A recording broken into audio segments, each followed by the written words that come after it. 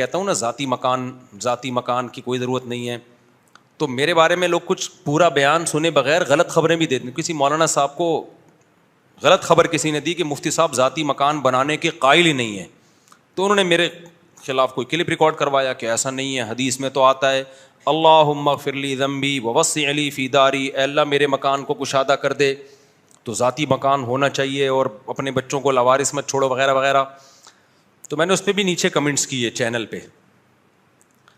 پہلی بات یہ بھی میں وضاحت کر دوں تاکہ لوگ میرے بیان کو غلط لے کے جاتے ہیں. آج غربت مہنگائی کی وجہ سے کرایہ دینے کے پیسے ہیں نہیں، اور ہوس کس کی رکھی ہوئی ہے؟ ذاتی مکان کی. بھائی جس کے پاس بہت پیسہ ہو، خوب کھا رہا ہو اور خوب پی رہا ہو، ساری ضرورتیں بیسک پوری ہو گئیں، تو 1.5-2 کروڑ کا مکان بھی خرید لے. کس نے منع کیا اس کو؟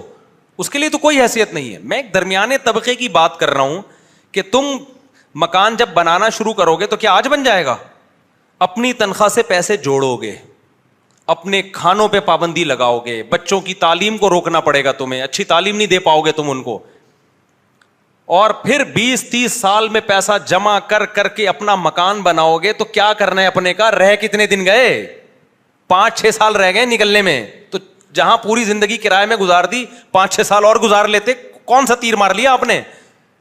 میں ان لوگوں کو منع کرتا ہوں یہ دیواروں اینٹوں سے دل مت لگاؤ. اور اپنا تو فضول قسم کی اپنا ہوتا ہی نہیں ہے. مکان اپنا اس کا ہوگا جو قبر میں اپنے ساتھ لے کے جائے. سمجھ رہے ہو کہ نہیں سمجھ رہے؟ مکان اس کا اپنا ہوتا ہے جو قبر میں ساتھ لے کے جائے. اپنا کس کا ہوتا ہے بھائی؟ جتنا بھی سریا ڈال دو دیواروں میں، اپنی ہڈیوں میں کیلشیم آپ بڑھا نہیں سکتے. ہڈیوں تو روزانہ گل رہی ہیں. لوگ فخر کرتے ہیں نا میں نے اتنا سریا ڈالا اس میں. بھائی تو نے اس میں تو ڈال دیا جس میں تو نے رہنا ہے. جو رہنے والا ہے اس کا سریا تو روزانہ زنگ پکڑ رہا ہے. میں کہتا ہوں اچھا کھاؤ تاکہ اپنی ہڈیوں کا سریا مضبوط ہو، پھر بے شک کرائے میں رہ لو. لوگ کہتے ہیں کھاؤ نہیں، پیسے جوڑ کے کیا کرو؟ مکان بناؤ اپنا. خدا کی قسم یہ دنیا کی ہوس ہے. اس کا مطلب مرنے کے لیے تیار ہی نہیں ہو آپ. اپنی چیز اگر ہوس کی بیس پہ ہو، شریعت میں پسندیدہ نہیں ہے، ہوس کے بغیر ہو تو ٹھیک ہے. پھر وہ یہ ہوس کی علامت کیا ہے؟ آپ کہہ سکتے ہیں مفتی صاحب آپ کیا لوگوں کے دلوں میں جھانک کے کہہ رہے ہو کہ اس میں ہوس ہے اس لیے گھر بنا رہا ہے؟ ہوس کا پتہ علامتوں سے چلتا ہے کہ بیسک خرچے آپ نے اپنے روک لیے جو اپنی باڈی پہ لگا. بادام نہیں کھاتا آج کا مسلمان، بحریہ ٹاؤن میں پلاٹ خریدے گا وہ. ساری دنیا کے ڈاکٹر کہہ رہے ہیں دیسی گھی کھا، بادام کھا تاکہ ہڈیاں کیا ہوں؟ مضبوط ہو نا. کہہ رہے ہیں ایکچولی ہمارے پاس یہ بڑے لوگوں کے بات کام ہے بھائی دیسی گھی کھانا، اور ایکچولی بادام بڑے، ہم تو دال کھائیں گے. لیکن گھر کیسا؟ گھر تو اپنا ہے نا. گھر کیا ہے؟ گھر کیا ہے؟ اپنا ہے. اپنے گھر میں بے شک جھونپڑی ہو، بے شک گندے نالے پہ بنا ہوا ہو، اپنا گھر کیسا ہوتا ہے؟ میں کہتا ہوں بھائی گندے نالے سے نکل کرائے پہ رہ لے کسی اچھی جگہ پہ جا کے، ٹھیک ہے نہ ہو اپنا. یار مسافر خانہ ہے نا بھائی. آپ کو ٹرین میں آپ کی اپنی بوگی مل رہی ہے 25 کروڑ میں. ٹرین والے کہہ رہے ہیں یہ آپ کی بوگی آپ کی ذاتی ہے، پرسنل ہے. کراچی سے آپ نے پشاور جانا ہے، یہ آپ کی ذاتی ہے، 1.5 کروڑ جمع کرا دے تو. لیکن اس میں رہنے کی سہولت بولو نہیں ہے. اور اس کے لیے 25 کروڑ کے لیے تمہیں پیٹ کاٹنا پڑے گا. سفر جو زیادہ راہ ہے نا، زیادہ راہ میں آپ کو سردی لگے تو کمبل بھی چاہیے اور کھانا بھی اچھا چاہیے اور پینا بھی چاہیے. وہ تمام پیسے خرچ کر کے آپ یہ بوگی خرید لیں اور پھر سوکھے ٹکڑے اپنے ساتھ لے کے جائیں. آپ کہیں گے میں کرایہ دے کے نا دوسرے کی بوگی میں چلا جاؤں گا، ٹھیک ہے، لیکن سفر میں چاہتا ہوں میرا اچھا گزرے. اپنے کا کرنا کیا ہے؟ پشاور جب میں اتروں گا تو یہ بوگی تو ویسے ہی چلی جائے گی واپس. میرا خیال نہیں آ رہی سمجھ میں. جب تک کھوپڑی میں موت بیٹھے گی نہیں نا تو یہ چیزیں آئیں گی نہیں سمجھ میں. مسافر خانہ نہیں سمجھیں گے تو نہیں آئیں گے سمجھ میں. تو آپ کہو گے یار اس سے بہتر ہے کہ میں جیسے ساری دنیا کرائے کے بوگیوں پہ ہم اکانومی یا بزنس کلاس لے لیتے ہیں زیادہ. اپنے کے چکر میں نہیں پڑتے. اپنے کے چکر میں وہ پڑے کہ جو زیادہ راہ بھی ہو بہترین اور اتنا پیسہ ہو اس کے پاس کہ وہ کہے چلو یار اپنی بوگی میں بیٹھ کے خرید لیتے ہیں تو وہ اور زیادہ وہاں ہو جائے. لیکن چھنتی تو ہے، یہ بہت ہوگا تو کر لے گا، نہیں تو ٹائم پاس کرے گا وہ.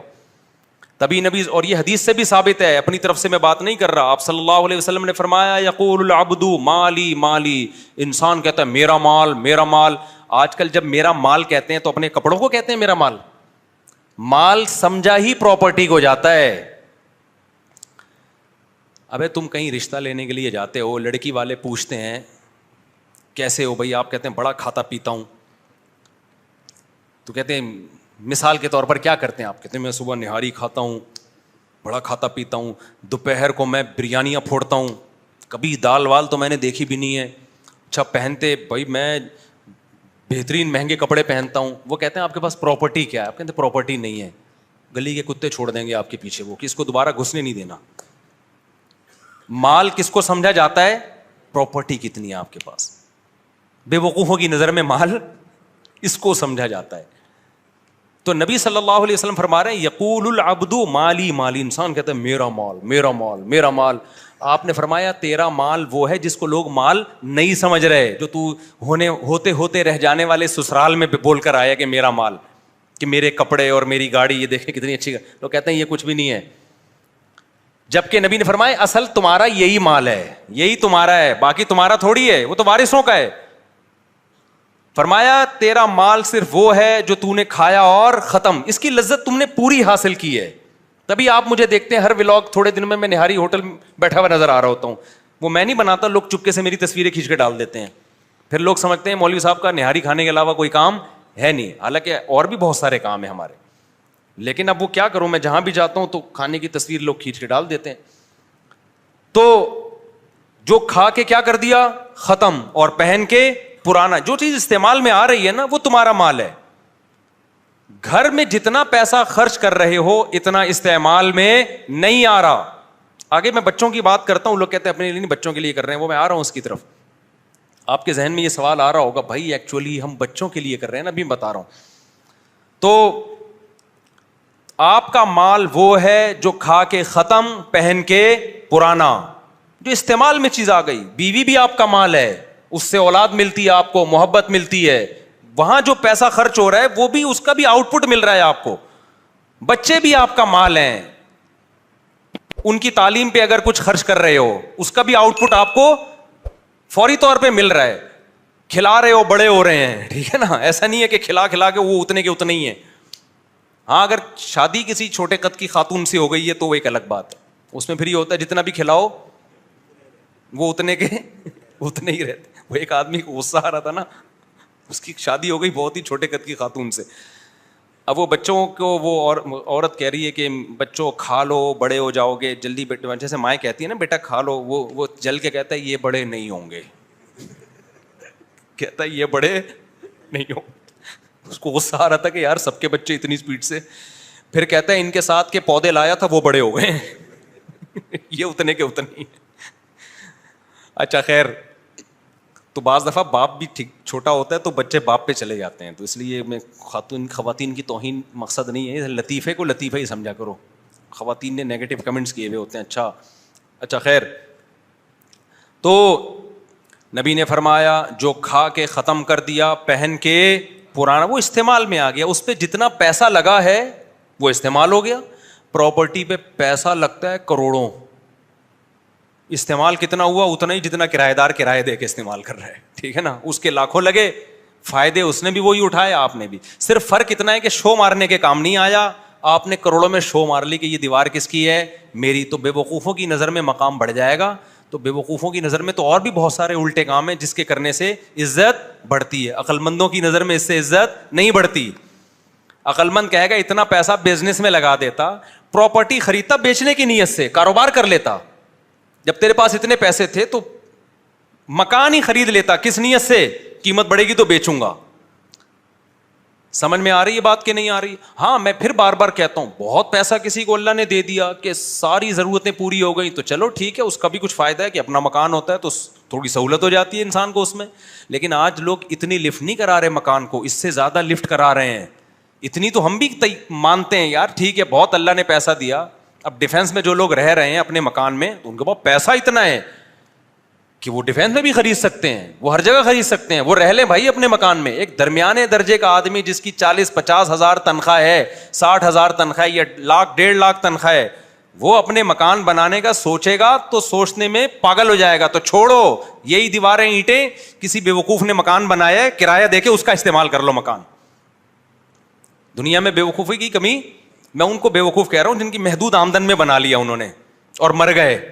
ٹھیک ہے نا, جس کا بہت ہے وہ بنا لے بھائی, اس کو وہ تو بلکہ بنائے, ہم تو کہتے ہیں بنا لو یار.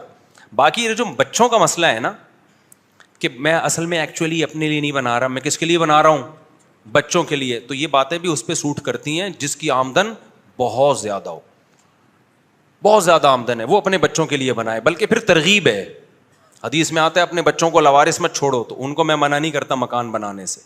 بہت زیادہ آمدن ہے, بچوں کو کھلا بھی دیا, پلا بھی دیا, کھا بھی لیا, اور تعلیم بھی اچھی ہو گئی, اب صدقے خیرات بھی خوب ہو گئے.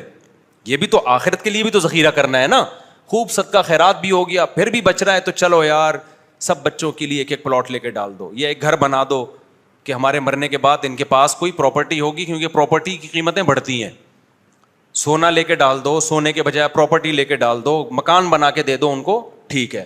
درمیانے درجے کا آدمی یہ بھی نہ کرے.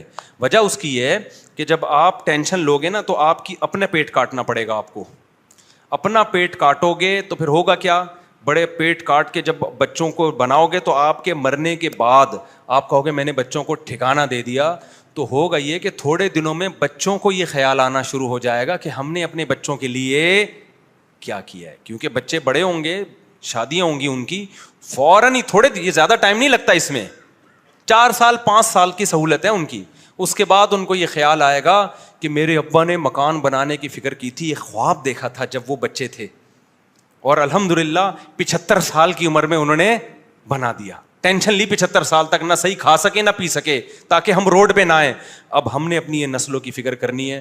پہلے دن سے وہ ابا کے نقش قدم پہ چلے گا, نہ وہ کچھ کھا سکے گا نہ وہ کچھ پی سکے گا. اور 75 سال میں, یعنی آپ تو اس لیے ان کو مکان دے کر گئے تھے تاکہ ٹینشن فری زندگی ہو. ٹینشن فری ان کی بھی نہیں ہوگی, بلکہ آپ نے ٹینشن پارسل کی, آگے وہ ٹینشن اولاد کو پارسل کریں گے, اولاد کو پارسل کرے گی. میری تو اب اللہ نے مجھے اچھی خوشحال بنا دیا. جب درمیانے درجے کی آمدن تھی نا, غریب تو میں کبھی بھی رہا ہی نہیں ہوں الحمدللہ, تو میری جب درمیانے درجے کی آمدن تھی تو مجھے میری خالہ آئی, مجھے کہہ رہی کہ کیا شادیوں پہ پیسے خرچ کر رہا ہے, ذاتی مکان بنا تو اپنا, تیرے 2 گھر ہیں, تیرے بچے ہیں. میں تیسری پہ لگا رہا تھا, میں نے کہا جو پیسہ آئے گا اب تیسری شادی کریں گے. انہوں نے کہا بچے ہیں, بچوں کی فکر کر. میں نے کہا اپنی خالہ سے کہا اللہ ان کی عمر میں برکت دے, بوڑھی ہو گئی, کافی ایجڈ ہو گئی ہیں, اللہ ان کی اور بڑی ماشاء اللہ عبادت گزار ہیں. تو میں نے ان سے کہا دیکھیں میرے والد صاحب, میں اپنے والد صاحب کا بچہ ہوں, میرے والد صاحب نے میری فکر میں مکان بنایا, اب میں بھی والد صاحب کے دنیا سے جاتے ہی مکان کی فکر میں لگ جاؤں تو اس کا مطلب میرے والد صاحب کی محنت کا مجھے کوئی فائدہ ہوا ہی نہیں. تو میں چاہتا ہوں اپنے بچوں کے بجائے نا پہلے اپنے ماں باپ کے بچوں کی فکر کروں, یعنی اپنی. نہیں آئی میرا خیال ہے بات سمجھ, میرا خیال ہے بات کھوپڑی شریف میں. بھائی میں چاہتا ہوں اپنے والد کے ویژن کو مکمل کروں. میرے والد کا ویژن یہ تھا کہ بچوں کو مکان کی ٹینشن نہ ہو, وہ میں نے بنا دیا ہے, اب میں مکان کی ٹینشن نہیں لوں گا.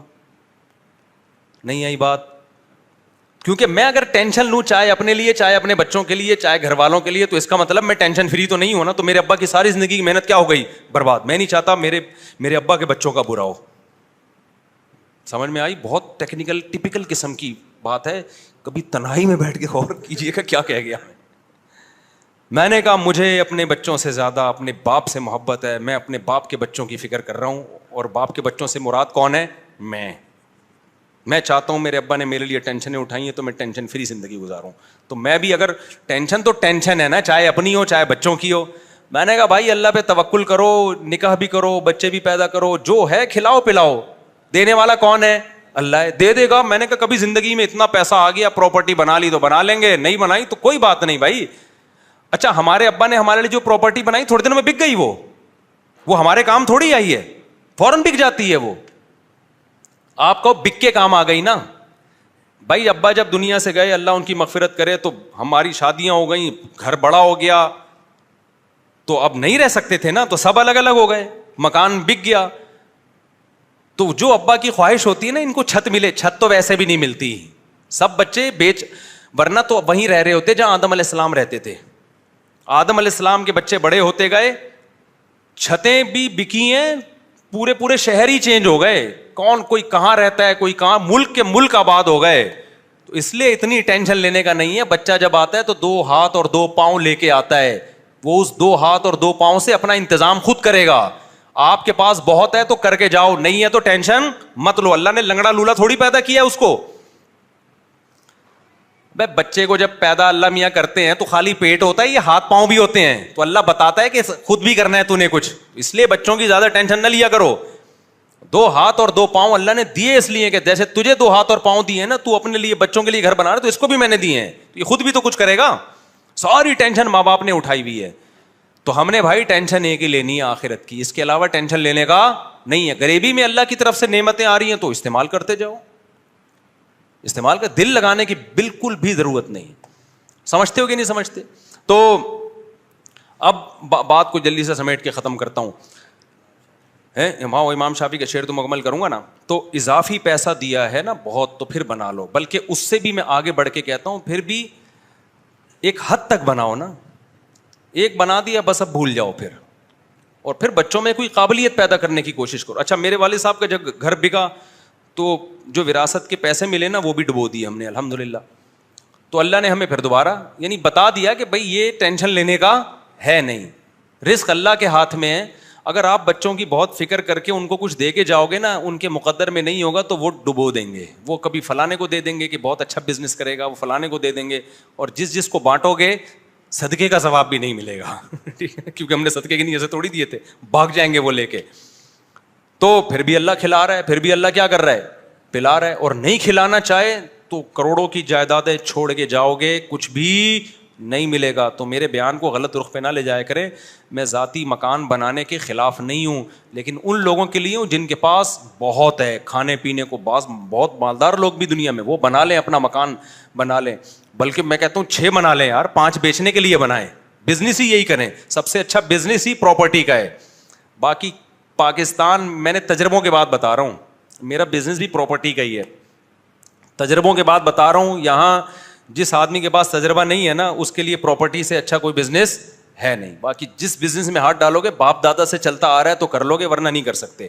اور پراپرٹی میں بھی یہ نہیں کہ اسٹیٹ ایجنٹ کو پیسے دو اور وہ بیچے گا خریدے گا. خود جا کے اسٹیٹ ایجنٹ سے خریدو نا, پتہ ہے کیسے خریدو, جا کے اس کو جا کے بولا کرو کہ مجھے, اگر آپ نے یوں کہہ دیا نا کہ میں پلاٹ خریدنا چاہتا ہوں تاکہ بیچوں, وہ سب سے مہنگا والا پلاٹ آپ کو دلا دے گا اور بڑی ٹینشن میں پھنس جاؤ گے آپ. تو یہ شو ہی نہیں کرو, آپ اس کو بولو میں بیچنا چاہتا ہوں. تجربوں سے, میرے تجربے دیکھو نا, آپ کہو کہ یار اس علاقے میں میرا ایک پلاٹ ہے میں بیچنا چاہتا ہوں, تھوڑا سا توریہ کر لو, کتنے تک کا بکے گا. وہ ایسی تھکی ہوئی قیمت بتائے گا نا, سڑی ہوئی ایسی تھکی ہوئی قیمت بتائے گا کہ آپ کا خون کے آنسو رونے کا دل کرے گا. پھر آپ اس سے بولو کہ اچھا یہ قیمت ہے اس کی, یعنی یہ اتنے, تو آپ کہو کہ ایکچولی مجھے اس قیمت پہ تو دلا دے یار. نیچرل قیمت تو سامنے آ گئی نا. یہاں سے آپ بزنس کا کیا کرو, پھر دیکھو اس قیمت پہ کوئی مل جائے مجھے. پھر جب بیچنے کے لیے جاؤ گے نا تو پھر یہ نہیں کہو کہ میں بیچنا چاہتا ہوں, پھر آپ کہو کہ میں خریدنا چاہتا ہوں. یار اس علاقے میں کوئی پلاٹ ہے, تو وہ کہے گا 10 کروڑ سے کم کا تو نہیں ہے کوئی, تو آپ کو تو یہ 8 کروڑ کا بکوا دے. میرے ساتھ ایسا ہوا ہے, میرے جاننے والے کے سیٹ ہیں لیکن میرے بہت کلوز ہیں تو وہ مجھے بہت اچھے ہیں, انہوں نے ایسا ہی کیا. تو مجھے کسی اسٹوڈنٹ نے کہا کہ یہ پلاٹ جو ہے نا 3 کروڑ کا بکے گا. انہوں نے کہا مفتی صاحب سوال ہی پیدا نہیں ہوتا, 50 لاکھ میں بھی بک جائے. اسٹیٹ ایجنٹ کو فون گھمایا کہ یہ کتنے کا پلاٹ بکے گا, اس نے کہا 3 کروڑ میں. تو اس نے کہا ایسا کر کہ 60 میں بکوا دے. ٹھیک ہے نا, کچھ ایسے اتنی ہلکی قیمت لگائی, کچھ بھی نہیں ہوا, کوئی جواب ہی نہیں آیا. سوری کتنے کا میں خریدوں گا, یعنی مجھے کتنے کا ملے گا. اس نے کہا 3 کروڑ میں. اس نے کہا 3 کروڑ میں ملے گا نا. تو میں تھوڑا نا کردار کو دائیں بائیں کر دیتا ہوں تاکہ جس کی بات ہو رہی ہے اس کو پتہ نہ چلے, ورنہ وہ اسٹیٹ ایجنٹ بولے گا میرا راز مفتی صاحب نے فاش کر دیا. تو اس سے بولا کہ اچھا 3 کروڑ میں دے رہا ہے, تو میرا اسی جیسا پلاٹ ہے, تو 60 میں بکوا دے. نہیں بکوایا اس نے. تو بولنے میں کچھ اور ہوتا ہے, تو یہ کچھ تجربے ہیں, ہم سے کبھی چھاؤں میں ملے تو ہم بتائیں گے آپ کو. تو پراپرٹی خریدو بزنس کی نیت سے, پیسہ کمانا تو بہت اچھی بات ہے. تو دل نہ لگاؤ اینٹوں میں, دیواروں میں. دل لگانے والے اللہ کو بالکل بھی پسند نہیں ہے. نبی صلی اللہ علیہ وسلم نے فرمایا کہ کل نفقۃ وبال علی صاحبها الا التراب, کل نفقۃ یؤجر علیہ الرجل الا التراب. ہر جگہ خرچ کرنے کا مسلمان کو ثواب ملتا ہے سوائے تعمیر پہ. آپ اگر نہاری بھی کھا رہے ہو نا ثواب ملے گا. اللہ کہے گا چلو بھائی طاقت آئے گی جسم میں, اللہ کی نعمت سے لطف اندوز ہو رہا ہے. شادی میں خرچ کرو گے تو 20 گنا زیادہ ثواب ملے گا, ٹھیک ہے نا. عذاب بھی ملے گا تھوڑا سا لیکن ثواب ملے گا. اور صحت پہ خرچ کرو گے, تعلیم پہ خرچ, ہر جگہ ثواب. آپ نے فرمایا تعمیر پہ ثواب نہیں ملتا. کیوں؟ اینٹوں سے دل لگا رہا ہے. اس لیے علماء نے اس حدیث کی تشریح میں لکھا ہے کہ ضرورت کی تعمیر ہو تو ٹھیک ہے. واقعی آپ کو ضرورت ہے یار گھر میں تھوڑا سا یہ کمرہ توڑ کے یہ والا بھی بنا دیں, بچے زیادہ ہو گئے ہیں, چھوٹا پڑ رہا ہے, تو جہاں تک ضرورت ہوگی ٹھیک ہے. لیکن بلڈنگیں بنانا, ان میں دل لگانا اور عالی شان محل بنانا, اور جناب یہ اتنا بڑا پیلس بنا دیا, یہ احمق اور بے وقوف لوگوں کے نہیں کہہ سکتا, کیونکہ بہت سے لوگ پیلس والے بھی میرا بیان سن رہے ہوتے ہیں, لیکن بہرحال یہ کام اچھا نہیں ہے. تو کوئی دل لگانے کی جگہ نہیں ہے, تو مسافر خانے کی طرح رہا کرو. ایک آخری بات کر کے اپنے بیان کو ختم کرتا ہوں. امام شافعی کا شعر پھر کسی اور وقت میں اس کی تشریح کروں گا, وقت چونکہ مکمل ہو گیا ہے. نماز کے بعد سوال جواب کا سیشن ہوگا نا, تو اگر موقع ملا تو اس میں کر دوں گا, بلکہ کر دوں گا لازمی, تاکہ کیونکہ شعر بہت ضروری ہے, لیکن 5-10 منٹ میں کروں گا. وہ میں نے ایک لطیفہ سنایا تھا نا اپنا, میری 2 شادیاں تھیں, تو ایک اسٹیٹ ایجنٹ نے مجھ سے کہا کہ یار آپ پہ بڑا ترس آتا ہے, ایک دن آپ گلشن اقبال میں, ایک دن وہ ماڑی پور میں. تو میں نے اس کو کہا ترس تو مجھے آپ پر آتا ہے کہ ایک دن یہاں, دوسرے دن بھی وہاں, تیسرے دن بھی وہاں. 10 سال ہو گئے, 25 سال ہو گئے, 50 سال ہو گئے, قابل ترس تو آپ ہو یار. ہم تو ایک دن یہاں, دوسرے دن وہاں. تو اس طرح نا ان دنوں میں چونکہ رواج نہیں ہے نا ہماری, اب تو لوگ پھر بھی تھوڑا سا مانوس ہو گئے, تو ہر طرح کے لوگ مجھ پہ اعتراض کرتے تھے. بہت سے لوگوں نے مجھ پہ اعتراض کیا, انہوں نے کہا یار یہ کتنی ٹینشن والی زندگی ہے, انسان کا ٹھکانہ تو ایک ہونا چاہیے نا, یہ کیا ہے کہ ایک دن یہ ایک دن وہاں. لیکن ایک مولانا صاحب مجھ سے ملے, انہوں نے کہا یار مسلمان کی زندگی ایسے ہی ہوتی ہے, یہ جو ہے نا ایک جگہ ٹھکانہ ہے آپ کا اور یہی آپ کا بستر ہے. تو انہوں نے کہا کہ مجھے آپ کے عمل کو دیکھ کے لگتا ہے کہ یہ دنیا واقعی مسافر خانہ ہے, مسلمان کا کوئی ٹھکانہ ہوتا ہی نہیں ہے, کوئی گھر ور ہوتا ہی نہیں ہے. بھائی آج میں وہاں جا رہا ہوں اس لیے کہ وہاں کی باری ہے, گھر تو نہ یہ ہے نہ وہ گھر ہوتا تو کل بھی وہیں جاتا نا. آج وہاں سے ہٹ کے کہاں جا رہے ہیں, وہاں جا رہے ہیں, وہ باری. ہمارا کوئی ٹھکانہ بولو ہے ہی نہیں. ورنہ لوگوں کو اپنے ٹھکانوں سے محبت ہوتی ہے, کمروں سے محبت. بیٹھ حضرت جی کو اس بستر کے علاوہ کہیں نیند ہی نہیں آتی ہے.